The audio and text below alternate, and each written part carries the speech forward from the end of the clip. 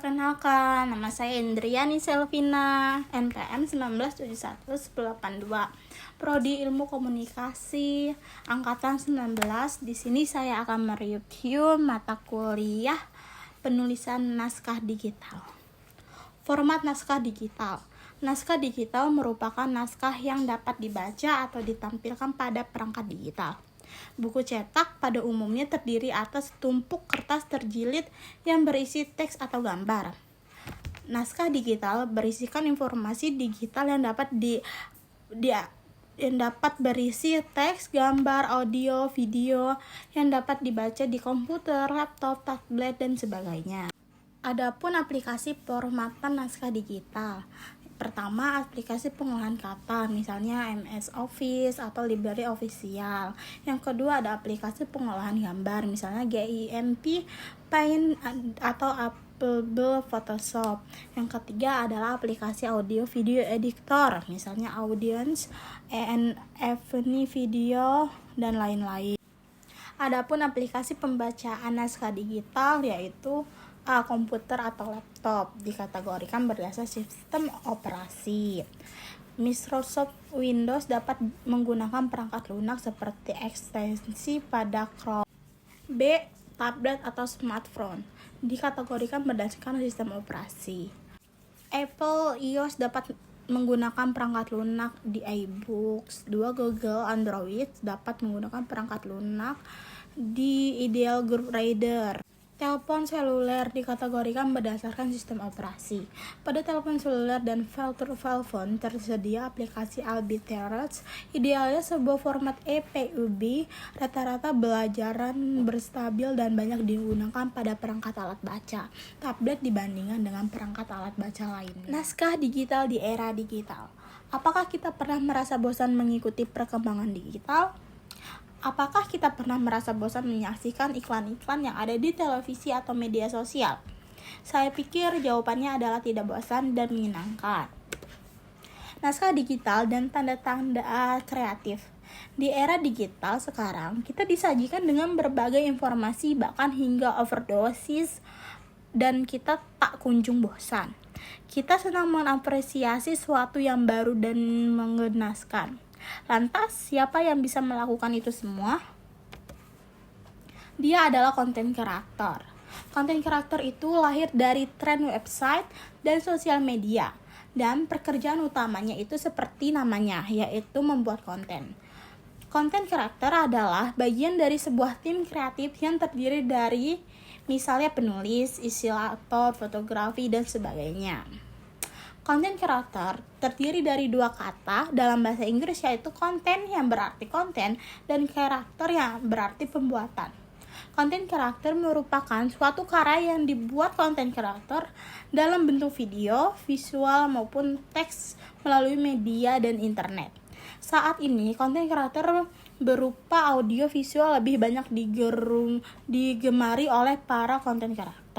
Platform yang sering digunakan adalah YouTube atau media sosial seperti Instagram. Bahkan sekarang banyak sekali yang sering menggunakan TikTok.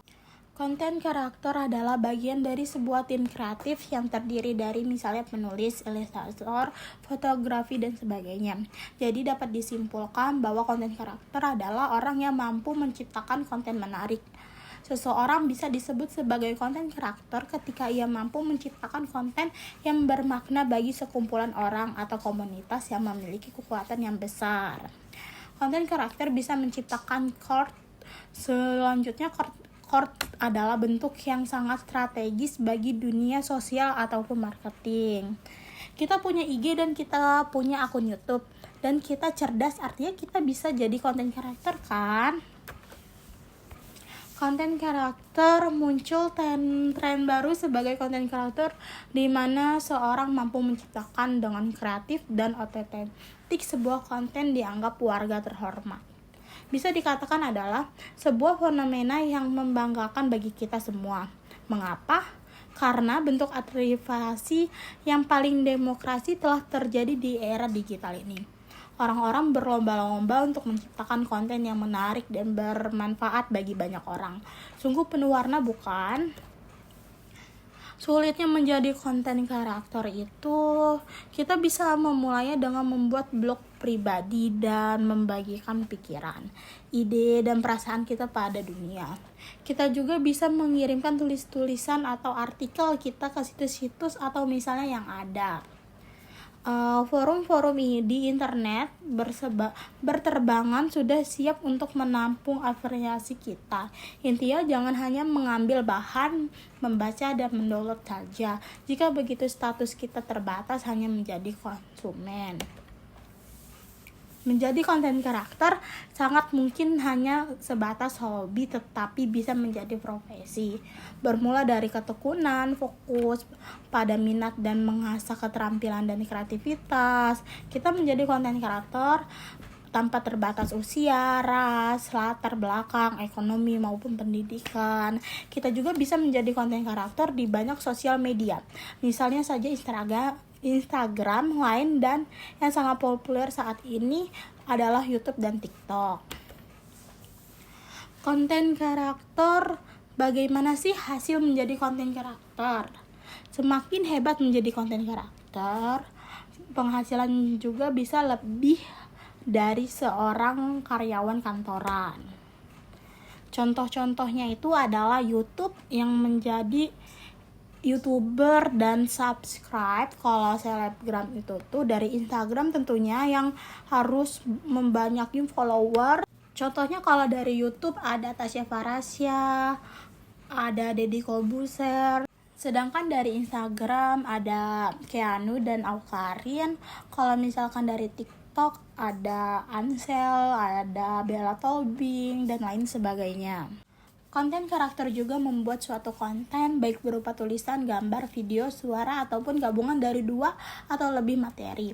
Konten tersebut dibuat untuk media, terutama media digital seperti YouTube, Snapchat, Instagram, dan TikTok. Nah, adapun tugas-tugas dari konten karakter adalah mengumpulkan ide, data, dan melakukan riset serta membuat konsep untuk menghasilkan suatu konten. Terus menghasilkan konten yang sesuai dengan identitas dan branding yang diinginkan. Berusaha mematuhi tujuan yang disepakati dari sebuah konten yang dibuat, misalnya tujuan promosi, edukasinya itu apa, menghibur atau memberikan informasi. Terus menyesuaikan konten dengan platform yang dipilih. Dalam hal ini, seorang konten karakter juga bisa menghasilkan karya untuk multi platform. Terus ada mengevaluasi konten yang telah ditayangkan. Ini adalah kemampuan konten karakter. 1. Kelancaran ide. Kemampuan menghasilkan banyak ide untuk satu topik. Total ide adalah terpentingnya bukan kualitas, kebenaran maupun kreativitas. 2. Menyusun informasi. Kemampuan untuk mengatur berbagai hal, mampu tindakan dalam urutan atau pola tertentu sesuai dengan aturan yang diterapkan. Contohnya pola angka, huruf, kata, gambar, operasi, dan matematika. Ketiga, pemahaman lisan, maupun untuk mendengarkan dan memahami informasi dan ide yang disampaikan melalui kata dan kalimat lisan. Terus ada yang keempat adalah ekspresi lisan, kemampuan untuk mengkomunikasikan informasi dan ide ketika berbicara sehingga orang lain dapat memahami apa yang disampaikan. Dan yang kelima adalah visualisasi, kemampuan untuk membayangkan bagaimana sesuatu yang akan terlihat setelah dipindahkannya ke sekeliling atau ketika bagian-bagiannya dipindahkan atau diatur ulang. Yang terakhir adalah ekspresi tertulis, kemampuan untuk mengkomunikasikan informasi dan ide dalam penulisan sehingga orang lain dapat mengerti. Keterampilan konten karakter.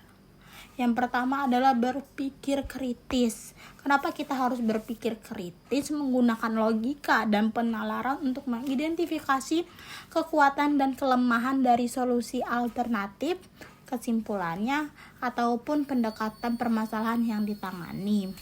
Membujuk orang lain untuk merubah pikiran dan perilaku mereka, itu adalah persuasiasi.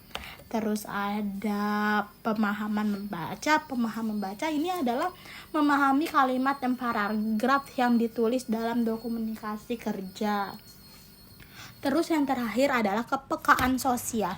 Kepekaan sosial ini untuk menyadari reaksi orang lain, kemudian memahami mengapa mereka bertindak seperti itu. Dan ada berbicara pada orang lain untuk menyampaikan informasi secara efektif, itu tentu saja untuk berbicara. Dan yang terakhir adalah menulis. Menulis itu adalah mengkomunikasikan dengan efektif melalui tulisan yang sesuai dengan kebutuhan audiens. Dan konten karakter juga perlu mengetahui konten karakternya, yaitu 1. Komunikasi dan massa.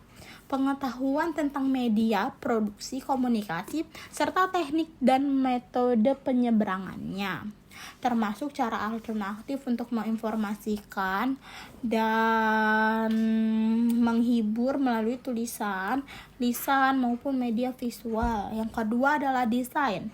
Pengetahuan tentang teknik perletakan dan prinsip desain, termasuk dalam memproduksi rencana teknikal yang persis, cetak, biru, gambar, dan model. Yang terakhir adalah bahasa Inggris. Kenapa penting bahasa Inggris? Karena pengetahuan tentang struktur dan isi dari bahasa Inggris, termasuk arti dan ejaan setiap kalimat, aturan komposisi, dan tata bahasa.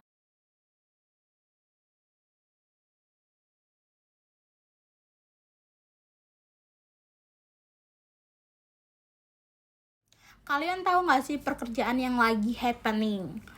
Yaitu ada content creator tentunya, content writer, dan copywriter.